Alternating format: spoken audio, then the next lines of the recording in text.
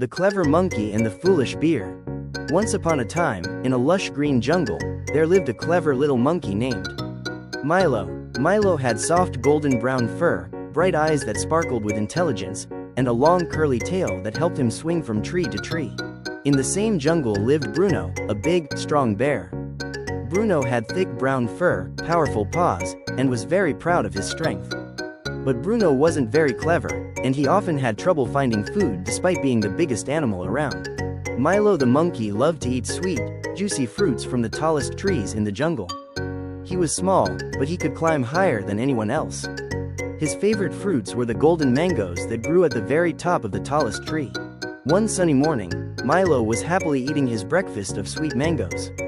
"These are the most delicious mangoes I've ever tasted," he exclaimed, as juice dribbled down his chin. Bruno the bear wandered through the jungle with a growling tummy. "I'm so hungry," he grumbled. "I wish I could find something tasty to eat." That's when he spotted Milo enjoying his delicious mangoes high up in the tree. "Hey, you up there," called Bruno in his deep, rumbly voice. "Those mangoes look delicious. Throw some down to me." But Milo pretended not to hear. He knew there were only a few mangoes left, and he wanted them for himself. Bruno grew angry. "I am the biggest and strongest animal in the jungle," he roared. "You'd better share those mangoes, or I'll shake you out of that tree." He began to push against the trunk with his powerful shoulders. Milo felt the tree begin to shake. He knew he had to think quickly.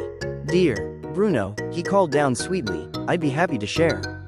But these mangoes are nothing compared to the special golden honey fruits on the other side of the jungle." "Golden honey fruits?" asked Bruno, his eyes wide with interest. "I've never heard of those before. Are they delicious?" Milo nodded enthusiastically. "Oh yes, they're the sweetest, most delicious fruits in the whole jungle. Much better than these little mangoes." "Where can I find these golden honey fruits?" asked Bruno excitedly. Milo pointed to the far side of the jungle. "Over there, past the river and the big rocks. They grow on bushes very close to the ground, so even you can reach them easily." Bruno licked his lips. "Ground-level golden honey fruits. That sounds perfect for a bear like me. I'll go find them right away." And with that, he lumbered off through the jungle, following Milo's directions. As soon as Bruno was out of sight, Milo burst into giggles. "There are no golden honey fruits," he laughed. "I made them up. Now I can enjoy the rest of these mangoes all by myself." And he happily continued his breakfast. Meanwhile, Bruno trudged through the jungle, over the river, and past the big rocks. He searched and searched, but couldn't find any golden honey fruits. "Maybe they're hidden," he thought, and began looking under every bush and behind every rock. After hours of searching, Bruno was tired, hungry, and very grumpy. "I don't think there are any golden honey fruits," he growled. "I think that tricky monkey was playing a joke on me." His tummy rumbled loudly. Bruno decided to go back and teach that monkey a lesson.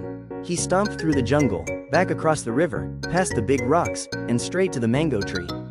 But by the time he got there, Milo was long gone, and so were all the mangoes.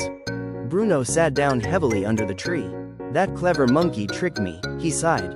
"And now I'm hungrier than ever." Just then, he heard a rustling in the bushes nearby. Milo peeked out from behind the bushes. He had been watching Bruno and felt a little bad for tricking him.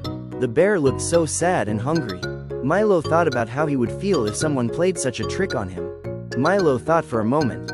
It was funny to trick Bruno, he said to himself, but it wasn't very kind. Being clever doesn't mean I should be mean. He looked at the small basket of berries he had collected after eating the mangoes. Making up his mind, Milo took a deep breath and stepped out from his hiding place. "Hello, Bruno," he said quietly. The bear looked up in surprise, then frowned.